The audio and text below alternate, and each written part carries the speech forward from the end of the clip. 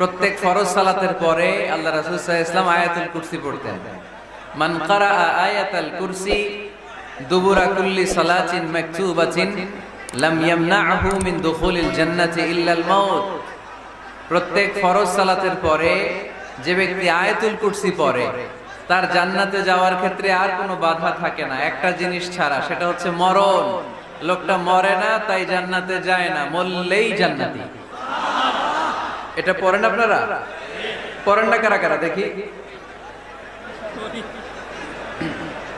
আপনারা পড়েন না, কাল থেকে পড়বেন ইনশাআল্লাহ। পড়েন। আমাদেরকে অনেক সময় জিন ভূত আসর করে না? আসর করে। তো জিন ভূত যাদেরকে ডিস্টার্ব করে তারা বেশি বেশি আয়াতুল কুরসি পড়বেন। আল্লাহ রাসূল সাল্লাল্লাহু আলাইহি ওয়াসাল্লাম বলেছেন সূরাতুল ইখলাস, সূরাতুল ফালাক, সূরাতুন নাস, এই তিনটা পরে ফিস সাবাহি ওয়াল মাসা, সকাল সন্ধ্যা, ওয়া ইনদামা ইয়াযহাব ইলা ফিরাশিহি, আর যখন বিছানায় তিনি ঘুমাতে যেতেন এই তিন কুল পড়ে আল্লাহ রাসূল সাল্লাল্লাহু আলাইহি ওয়াসাল্লাম হাতে ফু দিতেন।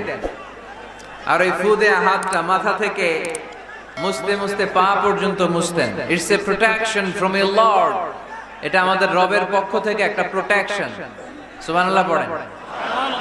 We should take this protection every day at morning and evening.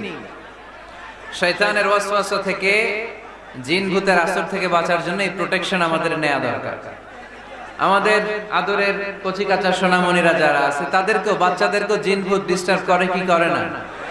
করে। আমরা তাদেরকেও এগুলো শিখাইয়া দিব। এগুলোকে বলে রুকিয়া আল ইসলামিয়া, ইসলামী রুকিয়া। এই ঝাড়ফুঁক করা সুন্নাহ। আল্লাহ রাসূল সাল্লাল্লাহু আলাইহি ওয়াসাল্লাম নিজেও ঝাড়ফুঁক করতেন।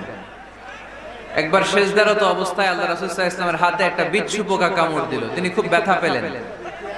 আম্মা জান আয়েশা বললেন, আয়েশাকে বললেন লবণের পানি গরম দাও। আল্লাহ রাসূল সাল্লাল্লাহু আলাইহি ওয়াসাল্লাম কোরআনের আয়াত পড়ে ফু দিলেন। লবণের পানি ঢালা শেষ, ফু দেওয়া শেষ, আঙ্গুলের ব্যথাও শেষ।